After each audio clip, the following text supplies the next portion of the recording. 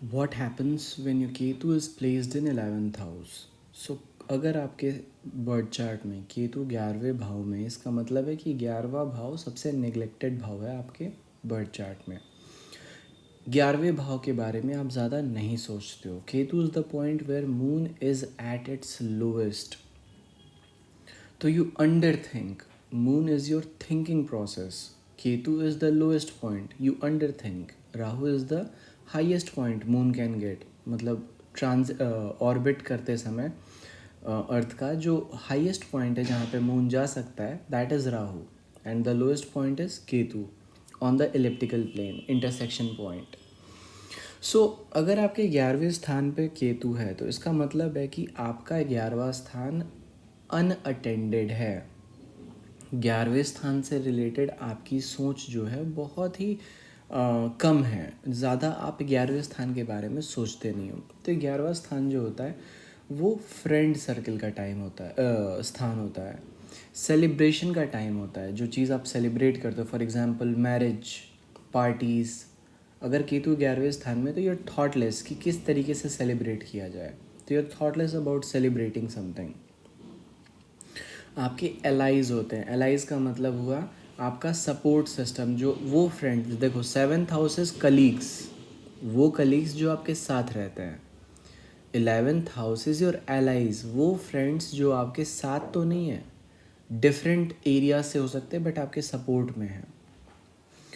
11th house is also your income, salary, how much you earn, you are thoughtless about it. पैसे का क्या है वो तो आ जाएगा, इस टाइप की सोच रखते हो।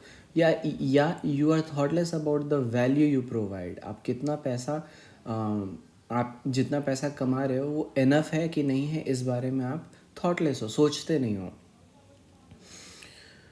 अगर आपने एग्ज़ाम दिया, एग्ज़ाम दे के जो आंसर शीट सबमिट की, that is 10th house, submission, लिखना आंसर शीट को 9th हाउस।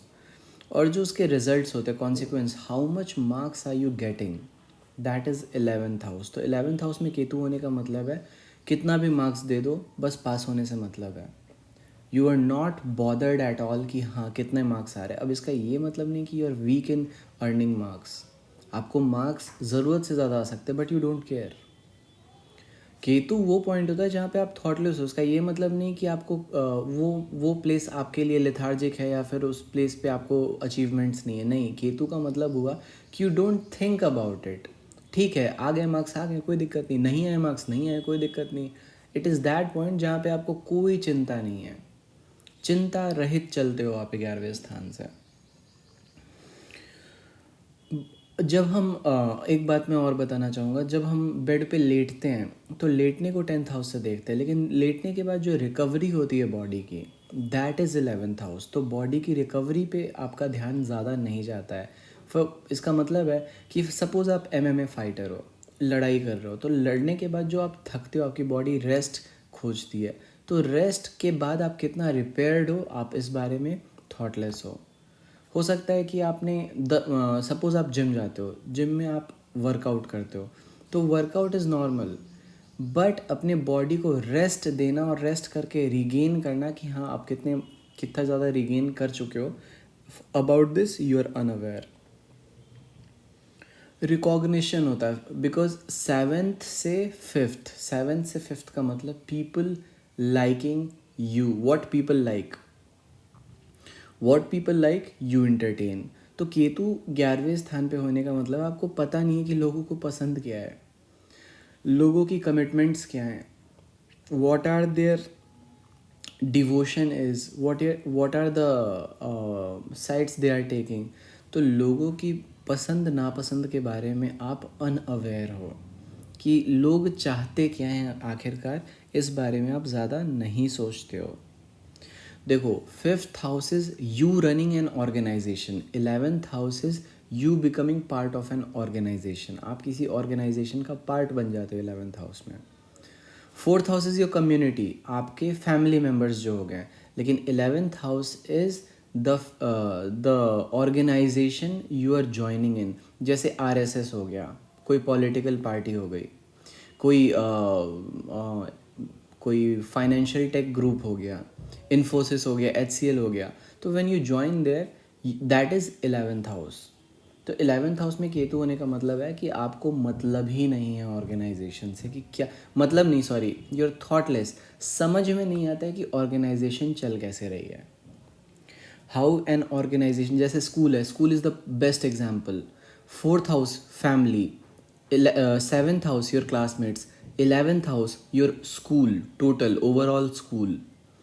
तो स्कूल कैसे चल रहा है जब केतु 11वें स्थान पे होगा, तो you are unaware about it कि चल कैसे रहा, हो कैसे रहा है। 11th house is groups, friend groups. तो दोस्तों से रिलेटेड आप अनअवेयर हो कि कर क्या रहे हैं अपने लाइफ में। तो बेसिकली 11th हाउस जो होता है वो आपका सोशल स्फेयर होता है। सोशल स्फेयर का मतलब हुआ कि आप कहाँ हैंग आउट करते हो, कहाँ ज़्यादा टाइम अपना स्पेंड करते हो, कहाँ आप खुश हो। 6th house is mandatory work, जो काम आपको करना है। 7th हाउस इज़ आपके colleagues, but 11th house is overall social group. जैसे आप अगर HCL में वर्क करते हो तो HCL में वर्क करना इज़ 6th हाउस, वहाँ पे आपकी बॉन्डिंग है लोगों से, दैट इज़ 7th हाउस। आपकी अपनी फैमिली है, दैट इज़ 4th हाउस। आपने कुछ काम करके सबमिट किया, 10th हाउस, उस 10th का रिजल्ट आया, आपकी सैलरी, जो सैलरी है ना वो ऑर्गेनाइजेशन पे कर रहा है, ना कि कोई पर्टिकुलर इंडिविजुअल। तो HCL as an company 11th house से देखूंगा। तो 11th हाउस जितना पावरफुल है उतने बड़े ग्रुप से आप जुड़ते हो। तो केतु यहाँ पे होने का मतलब है आपको पता ही नहीं है कि ऑर्गेनाइजेशन की पावर क्या है, ऑर्गेनाइजेशन कैसे वर्क कर रहा है, ऑर्गेनाइजेशन है भी कि नहीं है, क्या है, इस बारे में आप अनअवेयर हो, थॉटलेस हो। इसको फ्रेंडशिप्स का भी हाउस कहते हैं। तो फ्रेंडशिप कैसे चलती है, क्या होता है, इस बारे में आप अनअवेयर हो। You like to take your time, you prefer seclusion than being a social butterfly. आप लोगों से जल्दी नहीं जुड़ोगे। आपको ठीक है, लोग हैं नहीं है कोई दिक्कत नहीं, ऑर्गेनाइजेशन है नहीं है कोई दिक्कत नहीं। बट 11th हाउस में फिर से मेंशन कर दूं, ये बड़े ग्रुप्स और ऑर्गेनाइजेशन होते हैं। जितना बड़ा ग्रुप होगा, जितना बड़ा जितना पावरफुल 11th हाउस होगा, उतना बड़ा ग्रुप और ऑर्गेनाइजेशन होगा। तो केतु होने की वजह से आप हमेशा ध्यान रखना, केतु अगर 11th हाउस में, इसका ये मतलब नहीं आप वीक हो, आप बस अनअवेयर हो। अब सपोज 11th हाउस के चर दशा चल गए, किसी भी कोई भी राशि पॉजिटिव हो सकती है, एरीज, टॉरस, लियो, लिब्रा, कोई भी राशि पॉजिटिव हो सकती है 11th हाउस में, और उसकी चर दशा चल गई, आप निश्चित है किसी भी बड़े ऑर्गेनाइजेशन से जुड़ोगे। 5th हाउस में अगर कोई प्लैनेट ट्रांजिट कर रहा है तो आप छोटे ऑर्गेनाइजेशन से जुड़ोगे, कहीं एडमिशन लोगे। सो इस तरीके से इसको मैच करके देखते हैं। और केतु का काम बेसिकली आपको थॉटलेस करना होता है, मतलब कि आप सोच रही हो तो कि मतलब कॉन्सिक्वेंस क्या है। 11th हाउस का कॉन्सिक्वेंस, अगर मैं किसी जगह पे काम कर रहा हूँ और उसको छोड़ दूँ, छोड़ने का कॉन्सिक्वेंस क्या होगा आपको नहीं पता। सोशल एक्टिविटीज़ होती है, अक्वेंटेंसेस होते हैं, वेल विशर्स होते हैं हमारे 11th हाउस में, फाइनेंशियल असिस्टेंस होता है, गेन्स होते हैं। तो इन सारी चीज़ों से रिलेटेड आप बिल्कुल ही नहीं सोचते, आप सोच रहे तो। केतु जो होता है वो ढकने का काम करता है किसी भी जगह को। तो 11th हाउस को ढक दिया उसने।